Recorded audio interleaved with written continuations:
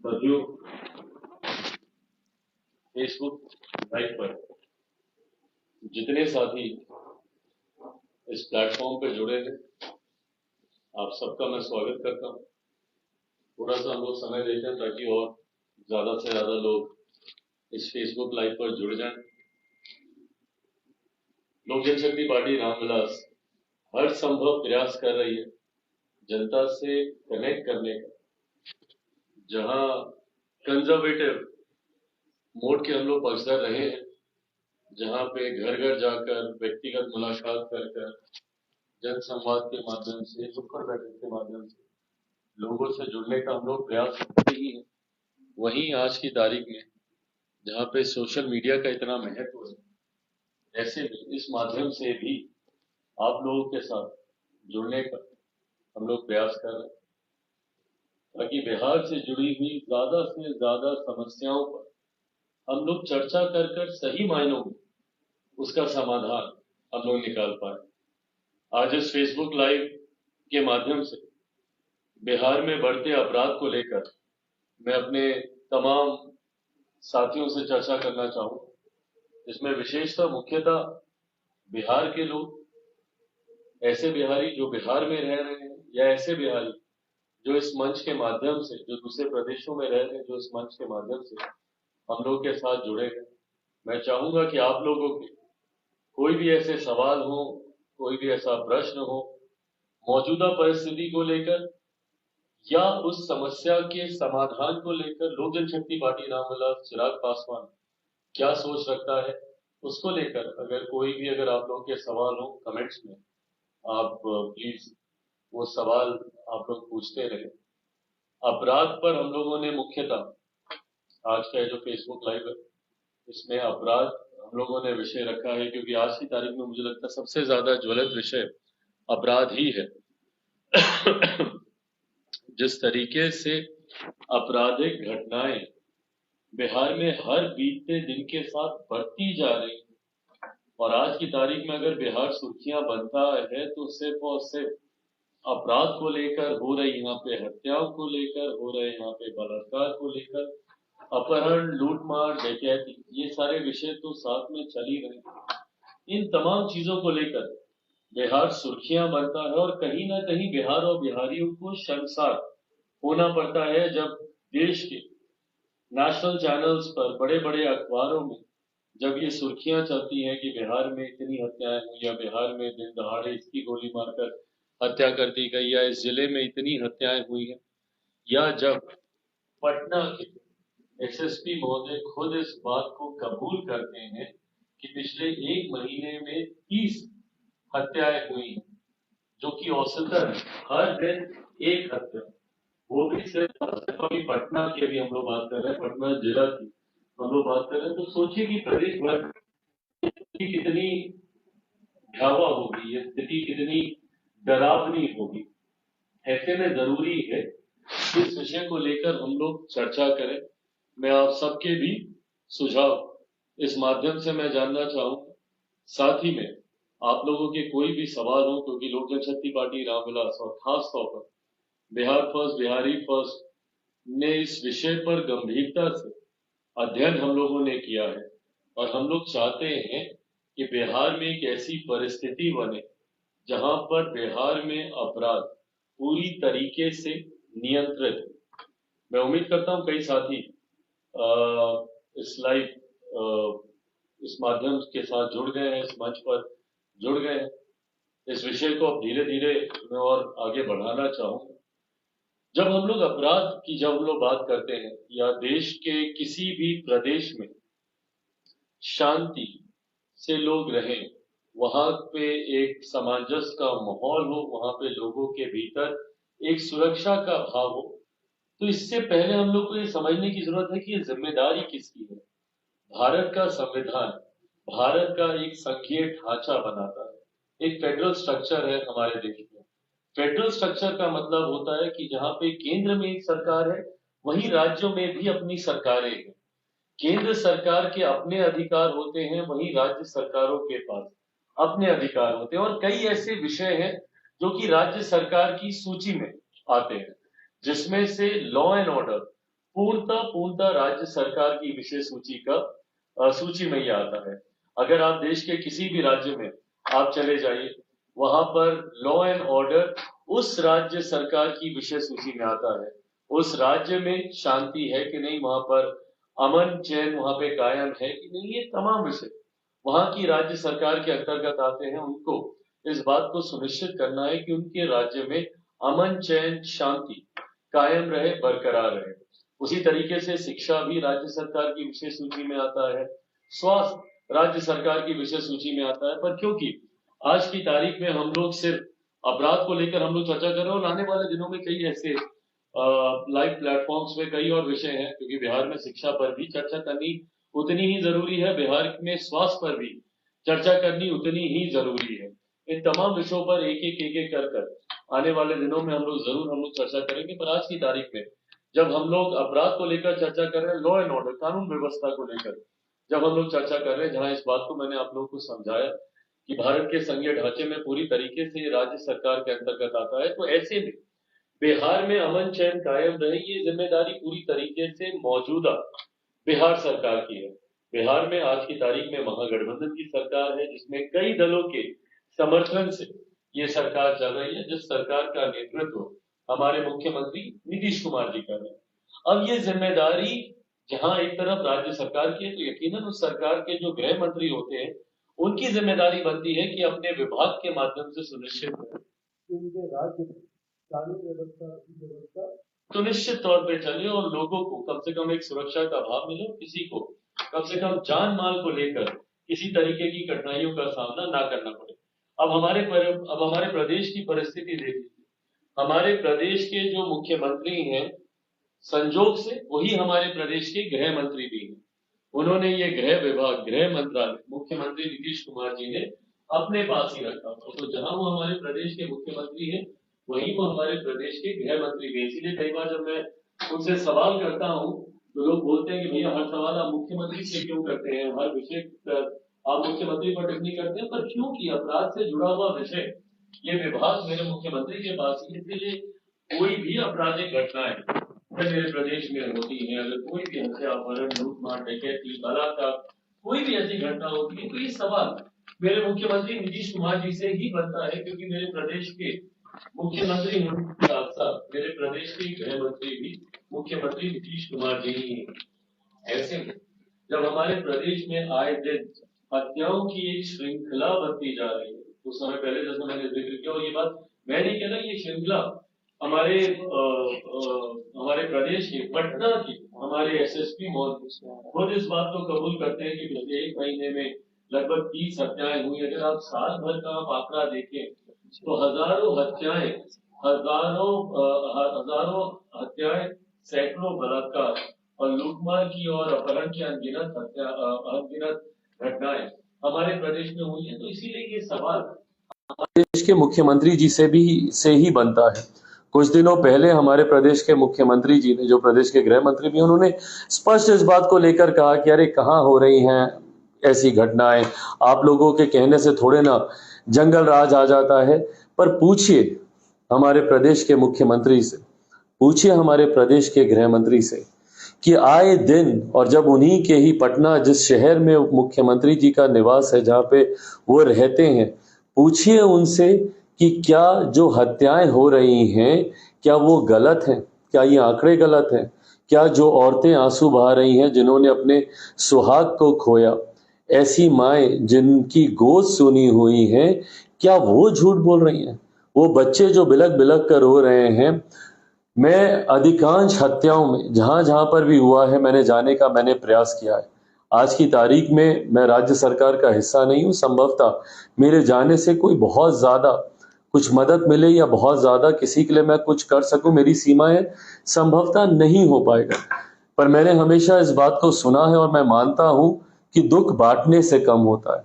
मानवता के नाते ये प्रयास मेरी तरफ से हमेशा रहता है कि कम से कम उस परिवार को मैं अपने गले से लगाऊं जिसने अपने घर में खाने कमाने वाला खोया, या उन बच्चों को अपने सीने से लगाऊं जिसने अपने पिता को खोया, या उस बूढ़ी माँ को अपने गले से लगाऊं जिन्होंने अपने जवान बच्चे को खोया है।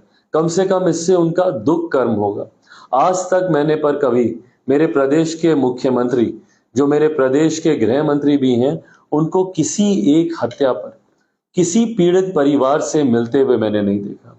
आज तक मैंने नहीं देखा कि मेरे मुख्यमंत्री कभी गए हों और ऐसे परिवारों से मिले। मैं इसमें राजनीति नहीं करना चाह रहा। मेरे कहने का उद्देश्य ये नहीं है कि भाई मुख्यमंत्री जाएंगे तो चीजें ठीक हो जाएंगी, नहीं जाएंगे। पर जब एक प्रदेश का मुख्यमंत्री ऐसी घटनाओं पे जाते हैं, जब एक प्रदेश के गृह मंत्री जब ऐसी घटनाओं पे जाते हैं, तो वो विश्वास दिलाते हैं उन परिवार वालों को कि कम से कम उनको न्याय मिलेगा। जो व्यक्ति उस परिवार वाले ने खोया, उसकी भरपाई कोई नहीं कर सकता, वो व्यक्ति कभी वापस भी नहीं आएगा। पर कम से कम परिवार को इस बात का दिलासा तो मिलेगा, इस बात का विश्वास तो होगा कि भाई मुख्यमंत्री मेरे दरवाजे तक आए, मेरे गृह मंत्री मेरे दरवाजे तक आए, तो कम से कम स्थानीय प्रशासन इतनी मुस्तैदी दिखाएगा और कम से कम उस पीड़ित परिवार को न्याय मिलने में कम से कम मदद होगी। पर आज तक एक तस्वीर हम लोगों ने ऐसी नहीं देखी जहां पर मुख्यमंत्री नीतीश कुमार जी ने ऐसे पीड़ित परिवार से जाकर मिलना जरूरी समझा हो। उनसे मिलकर ना सिर्फ उनको वो न्याय का भरोसा दिला सकते थे, बल्कि वहां पर जो अपराधी हैं उनके मनोबल को वो गिरा सकते थे। जब ऐसी जगहों पर हमारे प्रदेश के मुख्यमंत्री जाते, हमारे प्रदेश के गृह मंत्री जाते, तो अपराधियों के मन में ये डर बैठता है, ये भय बैठता, ये खौफ बैठता कि भैया अब मुख्यमंत्री खुद इस विषय की मॉनिटरिंग कर रहे हैं, तो संभवतः इस तरीके की आपराधिक घटनाओं में लगाम लगेगी। वहां के स्थानीय प्रशासन पे ये दबाव पड़ता, वहां के स्थानीय प्रशासन पे ये दबाव पड़ता कि अब हम लोग को मुस्तैदी से काम करने की जरूरत है, क्योंकि मुख्यमंत्री के कार्यालय से, गृह मंत्री के यहाँ से इस विषय की मॉनिटरिंग की जा रही है। पर ये सुरक्षा का भाव तक देना हमारे प्रदेश के मुख्यमंत्री जरूरी नहीं समझते, और यही कारण है कि अपराधियों के मन में डर, भय का माहौल नहीं बैठता है। जब तक किसी में कानून का डर नहीं बैठेगा, तो अपराधी किस तरीके से आपराधिक घटनाओं को कम करेगा।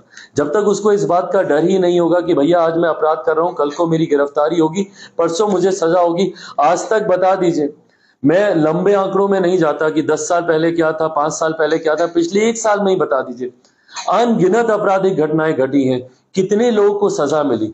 अगर किसी इक्का दुक्का किसी को पकड़ भी लिया जाता है, तो महीने 2 महीने के भीतर जानकारी के अभाव में, तथ्यों के अभाव में उसको छोड़ दिया जाता है।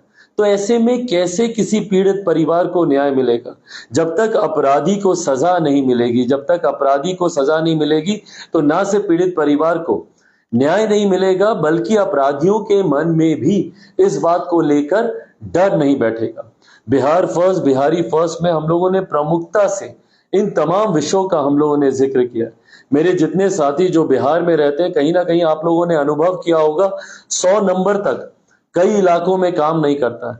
आप लोग अगर 100 नंबर डायल करेंगे, कल को भगवान ना करे पर आपके घर में, परिवार में अगर कोई घटना घट जाए, कोई विपरीत परिस्थिति आ जाए, तो ऐसे में आप लोग 100 नंबर आप लोग डायल करते रहिएगा। या तो वो नंबर आउट ऑफ सर्विस होगा, या वो नंबर लगेगा ही नहीं, और अगर कभी लग गया तो वो नंबर पे कोई फोन उठाएगा नहीं। ये परिस्थिति बिहार की बन गई है। तो अगर ऐसी परिस्थिति में कल को मान लीजिए अगर किसी के घर कोई आपराधिक घटना घटी, चोर, लुटेरे, डकैत वहां पर घुस गए, या आपकी बच्ची के साथ कोई दुष्कर्म वहां पर कर रहा है, तो आप कैसे आप प्रशासन को कांटेक्ट कीजिएगा? भाई हर किसी के पास संभव नहीं है ना कि थाना अध्यक्ष का मोबाइल नंबर हर किसी के पास हो, या एसपी साहब का मोबाइल नंबर हर किसी के पास हो। बचपन से हम लोग को यही सिखाया जाता है ना कि 100 नंबर पे डायल करो, कुछ भी हो। आप 100 नंबर आप घुमाते रहिए, 100 नंबर आप लगाते रहिए, 100 नंबर पर कोई फोन उठाने वाला नहीं। बिहार फर्स्ट, बिहारी फर्स्ट ने सबसे पहले, और जो कि एकदम बेसिक है, ये सबसे पहले इस बात का हम लोगों ने उसमें जिक्र किया है कि 100 नंबर को दुरुस्त करना जरूरी है। जरूरी है कि तुरंत 5 से 6 मिनट के भीतर आपके पास मदद पहुंचे। जब तक वो मदद आपके पास पहुंचेगी नहीं, अगर अपराधियों के मन में इस बात का डर ही नहीं होगा कि भैया मैं किसी आपराधिक घटना को मैं अंजाम दे रहा हूं और पुलिस आएगी ही नहीं, तो भाई वो तो बेखौफ होकर इस घटना को अंजाम देता रहेगा। और यही कारण है दिन दहाड़े जब गोलियां चलती हैं तो उसका कारण ही यही है कि अपराधियों के मन में इस बात का डर ही नहीं है कि वहां पे पुलिस आएगी। और इसी को लेकर कई मेरे साथी भी सवाल पूछ रहे हैं कि भैया बिहार फर्स्ट बिहारी फर्स्ट अपराध को रोकने में कैसे मददगार साबित होगा। बिहार फर्स्ट बिहारी फर्स्ट में इसी बात का प्रमुखता से हम लोगों ने जिक्र किया है कि पहले 100 नंबर काम करें।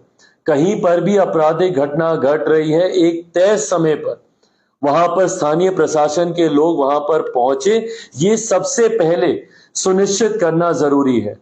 स्थानीय प्रशासन को इतना मुस्तैद होना पड़ेगा और बिहार फर्स्ट बिहारी फर्स्ट इस बात को सुनिश्चित करेगा कि स्थानीय प्रशासन इतना मुस्तैद हो ताकि तत्काल प्रभाव से वहां पर जहां पर भी आपराधिक घटना घट रही है, जहां से भी इस तरीके की जानकारी स्थानीय थाने को या वहां के स्थानीय प्रशासन के लोगों को या पेट्रोलिंग कर रही गाड़ियों को, आप देखेंगे कई बार पेट्रोलिंग करती गाड़ियां लाइट और इस अपना बंद करके वहां पर गाड़ी एक जगह कोने में पार्क करके वो लोग सोए हुए हैं।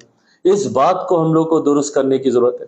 पेट्रोलिंग व्हीकल्स निरंतरता में गश्त लगाते रहें, पेट्रोलिंग करते रहें ताकि कहीं पे भी अगल बगल में कोई घटना हो रही हो तो लोग चौकन्ने रहें, ये लोग चौकन्ने रहें। इन बातों को हम लोग को सुनिश्चित करना होगा, जिसकी बिहार फर्स्ट बिहारी फर्स्ट हम लोग प्रमुखता से हम लोग इसके पक्षधर हैं, इसका हम लोग जिक्र करते हैं। साथ ही में एफआईआर दर्ज कराने में जो कठिनाइयों का हम लोग को सामना करना पड़ता है, आज भी आप चले जाइए भैया, एफआईआर ही दर्ज नहीं होती है। जब आप थाने में जाते हैं, थाने वाले इस थाने से उस थाने, इधर से उधर आपको दौड़ाते रहेंगे, आपको भगाते रहेंगे। एफआईआर तक दर्ज करना कोई जरूरी नहीं समझता, कार्रवाई और उसके ऊपर अपराधियों को सजा मिलना तो बहुत दूर की बात है। बट सबसे पहले जो बेसिक चीज है कि भाई आप फर्स्ट इंफॉर्मेशन रिपोर्ट तो आप दर्ज कीजिए, आप एफआईआर तो आप दर्ज कीजिए। आप पहले जानिए तो कि वहां पे क्या घटना घटी है, नहीं हुआ है, क्या हुआ है, नहीं हुआ है। एफआईआर तक वहां पे अधिकांश थानों में दर्ज नहीं होती। महिलाओं के साथ ये अलग परेशानी बनी हुई है, वो थानों में जाती हैं तो बोला जाता है कि भैया आप महिला थाने में जाइए। आज की तारीख में ये विषय आ रहा है, ये कोऑर्डिनेशन करने की जिम्मेदारी उस थाने की होगी, पर सबसे पहले वहां पर उसकी एफआईआर दर्ज हो, इस बात को सुनिश्चित करने की जिम्मेदारी प्रशासन की है, जिसको बिहार फर्स्ट बिहारी फर्स्ट हम लोग मेक श्योर करेंगे कि इसको किया जाए। बिहार में थोड़ा सा कनेक्टिविटी का इश्यू था, मैं उम्मीद करता हूं कि आप सबको मेरी आवाज ठीक से आ रही हो। साथ ही में इस बात को भी हम लोग को सुनिश्चित करने की जरूरत है कि तय सीमा पे टाइम बाउंड कुछ ऐसे अपराध हैं जिसको अगर आप अनंत काल के लिए छोड़ दीजिएगा तो वो पुनः कारण बनते हैं अपराधियों के मन से डर को मिटाने के लिए। लोगों को लगता है कि भैया क्या होगा, हम जाएंगे, अगर पकड़ भी लिया तो सालों साल केस चलेगा, निकल जाएंगे, छूट जाएंगे। निर्भया का एक मैटर है जिसको मैंने लोकसभा में सदन के पटल पर भी मैंने उठाया था, और उस वक्त भी मैंने कहा था कि अपराधियों के मन में डर इसीलिए नहीं है क्योंकि निर्भया का मैटर सालों साल चला और इतने विकल्प अपराधियों को दिए गए। उस वक्त भी मैंने as a lawmaker Bharat की संसद में खड़े होकर मैंने कहा था कि हर उस कानून को हम लोग को बदलने की जरूरत है जो अपराधियों को इतने विकल्प देखते हैं और साल दर साल उनको बचने के मौके देते हैं। तारीख पे तारीख, ये एक बहुत मशहूर डायलॉग हम लोगों ने सुना था जो कहीं ना कहीं आज की तारीख में हकीकत बन गया। अपराधियों के पास इतने विकल्प होते हैं, उनको एक के बाद एक तारीख पे तारीख दी जाती है। सोचिए ऐसे में उस पीड़ित परिवार पे क्या गुजरती होगी जो न्याय की आस में दशकों बिता देते हैं, सालों बिता देते हैं, पर उसके बाद भी संभवतः उन लोगों को न्याय नहीं मिलता। ऐसे में टाइम बाउंड जांच होनी जरूरी है, वर्डिक्ट आना जरूरी है, एक तय समय सीमा पर ये तमाम कार्रवाई हो, फास्ट ट्रैक किए जाने चाहिए कई मैटर्स, जिसको बिहार फर्स्ट बिहारी फर्स्ट में हम लोगों ने बहुत प्रमुखता से उठाया, जिसमें खास तौर पर महिला उत्पीड़न से जुड़े हुए जितने विषय हैं उसको फास्ट ट्रैक होने की जरूरत है। इन विषयों को तत्काल प्रभाव से इनका निपटारा करने की जरूरत है ताकि ना सिर्फ उस पीड़िता को उसको कम से कम न्याय मिले, ताकि अपराधियों के मन में भी डर हो कि भैया पिछला वाला ये मैटर हुआ था, ये केस हुआ था, तुरंत उसको फांसी की सजा मिली, तुरंत उसको उम्र कैद की सजा मिली, या जो भी जिस भी तरीके का वो अपराध हो। घृणित से घृणित अपराध हमारे प्रदेश में होते हैं, पर उसके बावजूद अपराधी खुलेआम घूमते हैं, खुलेआम अपराधी को तो शर्मसार होना बहुत दूर की बात है, वो उस पीड़िता को शर्मसार करते हैं। उसके घर वाले अपने गांव घर को छोड़ के जाने के लिए मजबूर होते हैं, जबकि शर्म उस अपराधी को आनी चाहिए। हाल फिलहाल के दिनों में शायद ही बिहार का कोई ऐसा जिला रहा होगा जहां पे आपराधिक घटनाओं को लेकर मैं वहां पे नहीं गया। और आज की तारीख में चिंता तो हम लोग की तब और ज्यादा बढ़ जाती है जब पुलिस तक हमारे प्रदेश में सुरक्षित नहीं है।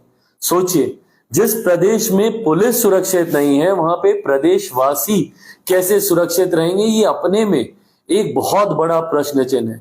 हमारे सुरक्षा कर्मी जिनके ऊपर ये जिम्मेदारी है, प्रशासन के लोग जिनके ऊपर जिम्मेदारी है हम लोग को सुरक्षित रखने की, सबसे पहले उनको एक सेंस ऑफ सिक्योरिटी मिलना चाहिए। सबसे पहले उन लोगों को तमाम तरीके की वो सुख सुविधाएं मिलनी चाहिए। आज की तारीख में छोटी छोटी चीजें हैं, पर सोचिए किस तरीके के उनको शस्त्र मिलते हैं। ऐसी ऐसी राइफल्स मिलती हैं जो कि संभवतः समय आने पर काम तक नहीं करती होंगी। कितनी बार इन चीजों की समीक्षा की जाती है। हमारे पुलिस कर्मियों की फिटनेस की कितनी बार समीक्षा की जाती है कि कल को कोई अपराधी आए और वो भाग रहा हो तो दौड़ के उसको चेस कर कर ये पुलिसकर्मी पकड़ लें। इन तमाम चीजों पर हम लोग को काम करने की जरूरत है। पुलिस कर्मियों की फिटनेस को लेकर हम लोग को चिंता करने की जरूरत है। उनको मिल रहे उपकरणों को लेकर क्या वो उतने सुरक्षित हैं। उन लोगों की बुलेट प्रूफ जैकेट्स की बात हो या आधुनिक उपकरणों की बात हो, उनके जो उनको गन्स मिलती हैं, राइफल्स मिलती हैं, वो state of the art technology से लेस है कि नहीं, वो मॉडर्न है कि नहीं। इन तमाम चीजों पर हम लोग को अध्ययन करने की जरूरत है। इन तमाम चीजों पर सरकार को इन्वेस्ट करने की जरूरत है। सरकार को जरूरी है कि अपने राजस्व का एक बड़ा हिस्सा अपने प्रदेशवासियों की सुरक्षा के लिए खर्च किया जा सके। पर अफसोस इस बात का है कि हम लोग एक ऐसे राज्य से आते हैं जहां पे घोटाले तो हजारों करोड़ के हो जाते हैं, पर वहीं जब प्रदेशवासियों की सुरक्षा से जुड़े हुए विषय आते हैं तो उस पर राज्य सरकार अपने राजस्व का एक हिस्सा तक सही तरीके से खर्च करना जरूरी नहीं समझती। और जो हिस्सा खर्च होता भी है वो हम लोगों से, बिहारियों से बेहतर कौन जानता है कि उसमें से कितना हिस्सा सही मायनों में इस्तेमाल किया जाता है और कितना भ्रष्टाचार की देन चढ़ता है। ये हम लोग के लिए समझना कोई मुश्किल काम नहीं है। ऐसे में और भी जो आप लोगों के सवाल आ रहे हैं पैसे लेकर अपराधियों को, ये हर बिहारी जानता है कि आज की तारीख में बिहार में बिना घूस दिए शायद ही कोई काम होता हो। ऐसे में सबसे बड़ी चिंता हम लोगों की बन जाती है कि भैया एक तो हमारे घर परिवार में आपराधिक घटना घटी, वहीं दूसरी तरफ के लोग क्योंकि अपराधी हैं और धन बल से मजबूत हैं तो वो घूस देकर, वो अपनी मिली भगत कर कर प्रशासन के लोगों को अपनी तरफ कर लेते हैं और उसके बाद आयोग उनके अनुसार रिपोर्ट दर्ज करता है। उनके हिसाब से जितने भी प्रूफ्स हैं उनके साथ, तथ्यों के साथ छेड़खानी की जाती है, उनको बदलने का प्रयास किया जाता है। क्यों? क्योंकि उनके पास धन बल हर तरीके का सामर्थ्य है उन लोगों के पास इन चीजों को अपने हिसाब से मॉडिफाई करने का। ऐसे में जरूरत है आधुनिकीकरण की।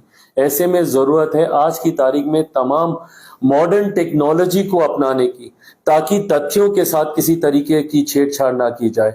सीसीटीवी कैमरास हर एक जगह पूरे प्रदेश में हमारे लगे हों, हर एक गली, हर एक नुक्कड़, हर एक चौराहे पर लगे हों, ताकि उस सीसीटीवी फुटेज के माध्यम से सही जानकारी हम लोग के पास आए और कोई भी उस जानकारी के साथ छेड़छाड़ ना कर सके। थानों में ऐसे सीसीटीवी कैमरास लगे होने चाहिए ताकि इस बात की निरंतरता में मॉनिटरिंग हो कि भैया जो रिपोर्ट दर्ज हो रही है वो सही है, जो एविडेंसेस आए हैं उसको ऑनलाइन रजिस्टर किया जाना चाहिए ताकि बाद में उन एविडेंसेस के साथ किसी तरीके की कोई छेड़छाड़ ना कर सके।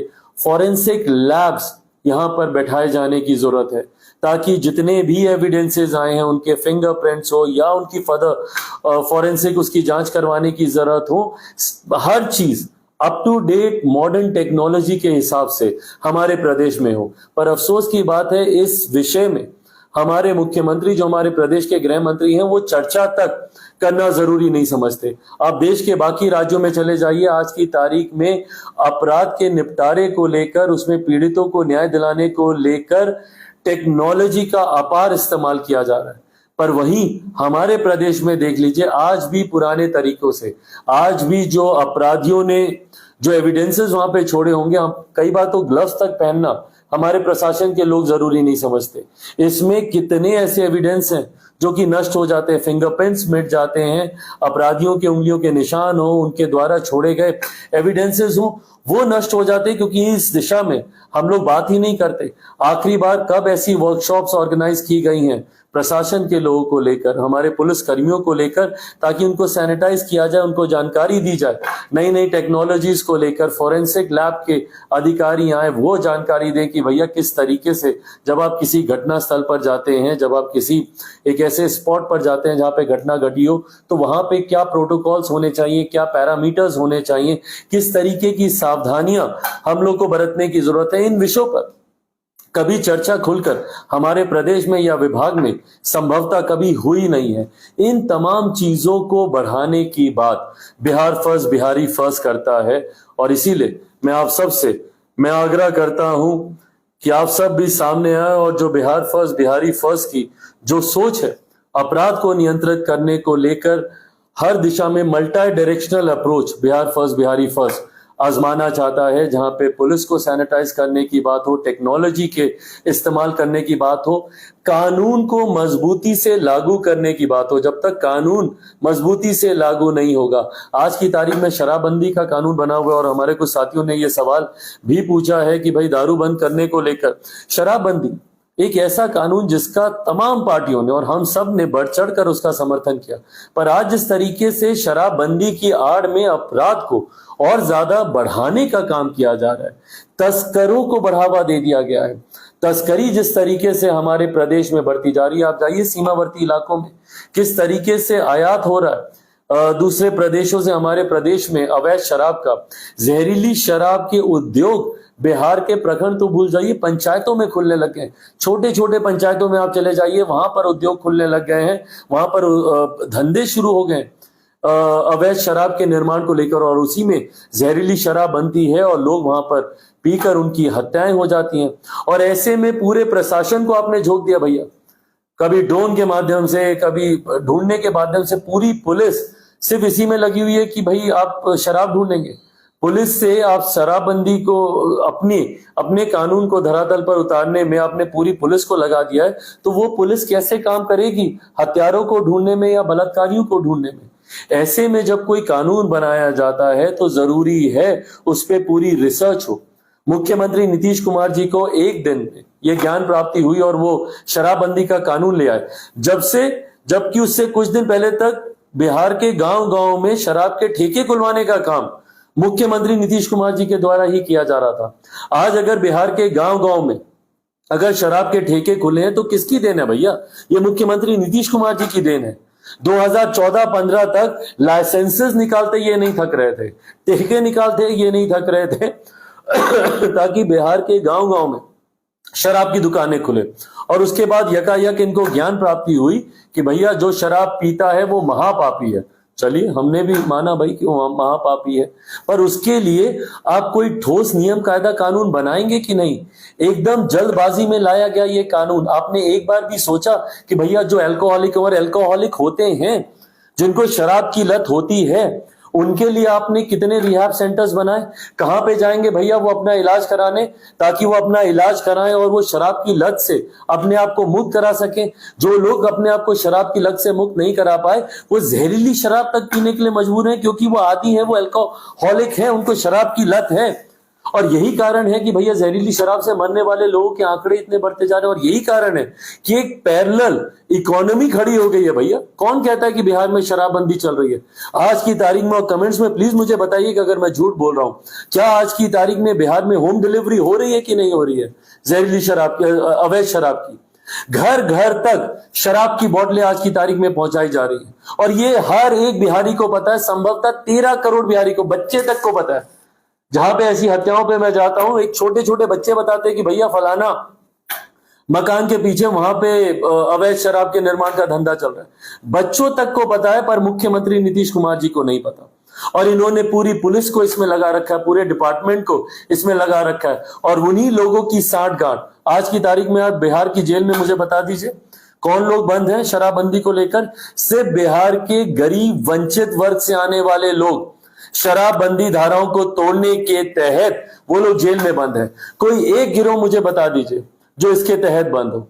कोई एक बड़ा ऐसा गैंग बता दीजिए जो शराबबंदी धाराओं के उल्लंघन को लेकर बिहार की जेल में बंद हो। जितने उद्योग लगाने वाले लोग हैं, जितने ऐसे गिरोह हैं जो ऐसे धंधे को चला रहे हैं, जो जहरीली शराब का आयात करा रहे हैं ऐसे तस्कर, वो सब खुलेआम घूम रहे हैं और आज की भी तारीख में खुलेआम तस्करी कर रहे हैं, खुलेआम अवैध शराब का निर्माण के धंधे से जुड़े हुए हैं। और बिहार की जेलों में कौन लोग बंद हैं? ऐसे लोग जो कि गरीब वंचित वर्ग से आते हैं, जिनके पास संभवतः बेल कराने तक के पैसे नहीं है, या ऐसे लोग जिनका पीढ़ी दर पीढ़ी पेशा रहा है। पासी समाज के लोगों को इन्होंने शराबबंदी की धारा में, सोचिए भाई, जो भी पढ़ा लिखा व्यक्ति है वो इस बात को जानता है कि आज की तारीख ताड़ी एक प्राकृतिक पदार्थ है, नेचुरल जूस जैसे होता है वो है। ताड़ी बेचने के आरोप में पासी समाज के लोगों को इन्होंने शराबबंदी की धाराएं लगाकर उनको बिहार की जेलों में बंद किया हुआ है। पर वहीं जितने ऐसे उद्योग धंधे वाले लोग हैं वो खुलेआम घूम रहे हैं। तो ये दिखाता है कि भैया संरक्षण प्राप्त है, और इस बात को मैं खुले तौर पर मैं बोल रहा हूं कि भाई संरक्षण प्राप्त है ऐसे गिरोह को जो जहरीली शराब या अवैध शराब के निर्माण से जुड़े हुए हैं। संरक्षण प्राप्त है ऐसे तस्करों को जो अवैध शराब का निर्यात कराते हैं सीमावर्ती इलाकों से, और संरक्षण प्राप्त है कई ऐसे अपराधियों को जो अपने अपने इलाकों में आपराधिक घटनाओं को निरंतरता में अंजाम देते रहते हैं। वहां की स्थानीय पुलिस आंख मूंदी बैठी रहती है, उसको उनकी नाक के नीचे आपराधिक घटनाओं को अंजाम दिया जाता है, पर स्थानीय प्रशासन आंख मूंद कर बैठा रहता है क्योंकि इन्हीं लोगों का संरक्षण प्राप्त है। ऐसे में जरूरी है, और इसमें अब मैं अंत में आप सबसे आग्रह करूंगा, अगर हम लोग को बिहार को एक सुरक्षित प्रदेश बनाना है, बिहार को आगे लेकर जाना है, आज क्यों नहीं बिहार में कोई निवेशक आता है? किसी भी निवेशक को निवेश करने के लिए सबसे पहले भैया एक सेंस ऑफ सिक्योरिटी चाहिए कि कम से कम मैं जितना निवेश मैं कर रहा हूं, कम से कम मेरा निवेश तो सुरक्षित रहे। एक सेंस ऑफ सिक्योरिटी जो प्रदेश नहीं दे पाए, वहां पे क्यों निवेशक आएंगे? आप बगल के राज्य में चले जाइए, उत्तर प्रदेश में देखिए, देश भर से क्या दुनिया भर से निवेशक वहां पे जा रहे हैं इन्वेस्ट करने के लिए। क्यों बिहार क्यों नहीं आता?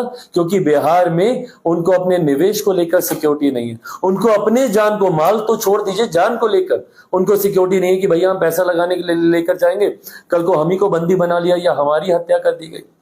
तो ऐसे में बिहार को अगर आगे लेकर जाना है तो एक सेंस ऑफ सिक्योरिटी देना जरूरी है। बिहार में अगर हम चाहते हैं कि टूरिज्म फले फूले, देश भर से, दुनिया भर से लोग यहाँ पर आए, टूरिस्ट यहाँ पर आए, उसके लिए बिहार को एक सुरक्षित राज्य बनाना होगा। आए दिन अगर सिर्फ हत्याओं को लेकर ही बिहार देश भर में, दुनिया भर में सुर्खियों में बनेगा तो कोई टूरिस्ट, कोई पर्यटक यहाँ पे नहीं आना चाहेगा, कोई निवेशक हमारे प्रदेश में नहीं आना चाहेगा। और उल्टा जब हम लोग दूसरे प्रदेश में जाएंगे तो लोग हम लोग को हीन भावना से देखते हैं कि अरे इनके प्रदेश में तो खुद इतनी हत्याएं हो रही हैं, ये उस राज्य से आता है। जाते हैं लोग पूछते हैं कि भैया वहां पे लोग सड़क पे चल पाता है, सुरक्षित रहता है? लोगों को लगता है राह चलते हम लोगों को गोली मार दी जाएगी। इस तरीके की छवि हमारे प्रदेश की बना दी गई है। और ऐसे में जब मैं सवाल पूछता हूं मुख्यमंत्री से तो पूछा जाता है कि भाई मैं उनसे क्यों सवाल पूछ रहा हूं? सवाल सिर्फ इसीलिए क्योंकि 18 साल से मेरे प्रदेश के वो मुख्यमंत्री हैं, 18 साल से मेरे प्रदेश के वो गृह मंत्री हैं। और आज की तारीख में बिहार में जो महागठबंधन की सरकार है, यही सरकार और इसी सरकार के घटक दल अलग अलग समय में गृह विभाग की जिम्मेदारी संभालते रहे हैं पिछले 33 साल से। 33 साल में अगर बिहार जंगल राज से बाहर नहीं आ पाया, और आज तो महाजंगल राज की बात होती है, तो इसकी जिम्मेदार भी यही सरकार है। ऐसे में बिहार फर्स्ट, बिहारी फर्स्ट एक ईमानदार प्रयास कर रहा है बिहार को एक सुरक्षित राज्य बनाने का, एक ईमानदार प्रयास कर रहा है अपनी बहन, बेटी, माताओं की कम से कम इज्जत को बचाने का, उनको एक सम्मान की जिंदगी देने का। मैं चाहता हूं जितने मेरे साथी हैं जो इस सोच से सहमत हैं, जो बिहार को एक सुरक्षित राज्य बनाने की सोच रखते हैं, मैं चाहता हूं आप सब आए, बिहार फर्स्ट, बिहारी फर्स्ट का मजबूती से साथ दें, इसी तरीके से अपने सुझाव देते रहें, इसी तरीके से अपना साथ और अपना आशीर्वाद देते रहें। बहुत बहुत धन्यवाद। जय हिंद, जय बिहार।